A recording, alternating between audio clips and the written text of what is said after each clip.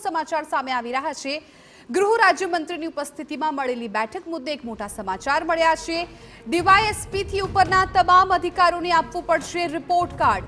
તમામ ડીવાયએસપી હાજર થયાની દર વર્ષનો આપવો પડશે રિપોર્ટ કાર્ડ કમ્પેરિઝન સાથે ડીજીપીને મોકલવાનું રહેશે। ક્રાઇમ રેટ ઘટ્યો કે વધ્યો એની પણ આપવી પડશે માહિતી। તમામ એસપી અને ડીસીપી અને તેનાથી ઉપરના અધિકારીઓએ પણ પોતાનો રિપોર્ટ કાર્ડ આપવાનું રહેશે। આઈપીએસ અધિકારીઓના રિપોર્ટ કાર્ડ ગૃહમંત્રી અને ગૃહ વિભાગના અધિક મુખ્ય સચિવ રિવ્યુ કરશે। બેઠકમાં અરજદારોને અધિકારીઓ રૂબરૂ મળે તેના પર ભાર મુકાશે। ગુનાખોરીની ઘટનાઓ બાદ રાજ્ય સરકાર એક્શનમાં આવશે અને રાજ્યમાં કાયદો અને વ્યવસ્થાની સ્થિતિની આજે સમીક્ષા કરવામાં આવી છે। પોલિટિકલ એડિટર કિંજલ મિશ્રા વધુ જાણકારી આપી રહ્યા છે। કિંજલ, સંપૂર્ણ વિગતો।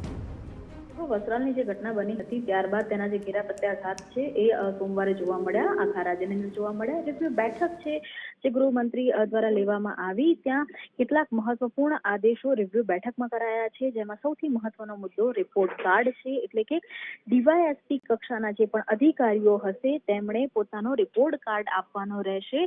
આ ગુરુવાર સુધીમાં જ આ તમામ જે અધિકારીઓ છે, ડીવાયએસપી કક્ષાના અધિકારીઓ છે, તેમણે પોતાનો રિપોર્ટ કાર્ડ આપવાનો છે, જેની અંદર તેમણે ત્યારથી જે કહી શકાય કે જે છે તે જગ્યા પર પોસ્ટિંગ મળ્યું તેનો 1 વર્ષનો જે રિવ્યુ છે તે આપવાનો રહેશે અને એની પહેલા અને એના પછી શું પરિસ્થિતિ હતી તેનો જે સમગ્ર અહેવાલ છે તે આપવાનો રહેશે।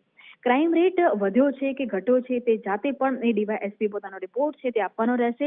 તમામ એસપી અને ડીએસપીને આજે કહી શકાય કે એસપી અને ડીએસપી છે તે ડીજીને આ રિપોર્ટ કાર્ડ આપવાનો છે, જ્યારે તેની ઉપરના જે અધિકારીઓ છે તે ખુદ ગૃહ વિભાગમાં ગૃહમંત્રીને ગૃહમંત્રીને આ રિપોર્ટ આપશે અને સમગ્ર રિપોર્ટ છે તે ગુરુવાર સુધીમાં સબમિટ કરવાનો છે। તેની સાથે જ વાત કરવામાં આવે તો ડીજીપી દ્વારા 100 કલાકનો જે એક્શન પ્લાન તૈયાર કરવામાં આવ્યો હતો તેના પણ આજથી જ અમલ કરવાનો આદેશ છે તે આ બેઠકની અંદર આવ્યો છે, કે જેની અંદર ગુનાહિત ઇતિહાસ હોય, સામાજિક તત્વો હોય તેની સામે એક્શન લેવા, જાહેર માર્ગ ઉપર, જાહેર જગ્યા ઉપર કોઈ પણ ટપોરી હોય કે સામાજિક તત્વો હોય તેની સામે એક્શન લેવો, ગૌહત્યા જેવા કેસોની અંદર ગંભીરતાથી પગલાં લેવા, હથિયારો અને પ્રતિબંધિત વસ્તુઓ સાથે જે ફરતા તત્વો હોય તેની સામે પગલાં લેવા, તમામ સરહદી જે જિલ્લાઓ છે, બોર્ડર છે તેની પર સઘન ચેકિંગ છે તે કરવું અને સૌથી મહત્વની જામીનને લઈને પણ આ બેઠકની અંદર કડક સૂચનાઓ આપવામાં આવી છે કે જામીન પર છૂટેલા જે પણ આરોપીઓ હોય, ગુનાહિતો હોય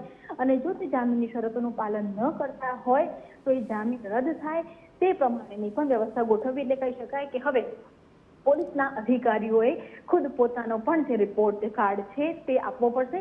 કેટલાક જિલ્લા એવા હતા કે જ્યાં કાયદો અને વ્યવસ્થા ખૂબ જ સારી છે તો તેની પણ ચર્ચા કરવામાં આવી, પરંતુ કેટલાક જિલ્લા એવા હતા, ખાસ કરીને અમદાવાદ, કે જ્યાં કાયદા અને વ્યવસ્થાને લઈને સવાલ ઉભા થઈ રહ્યા છે તો ત્યાં ઠપકો પણ આપવામાં આવ્યો છે।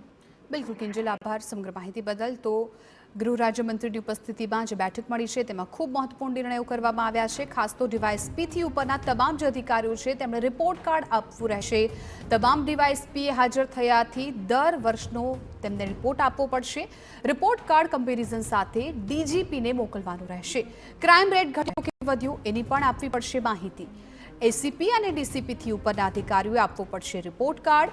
આઈપીએસ અધિકારીઓના રિપોર્ટ કાર્ડ ગૃહમંત્રી અને ગૃહ વિભાગના અધિક મુખ્ય સચિવ રિવ્યુ કરશે।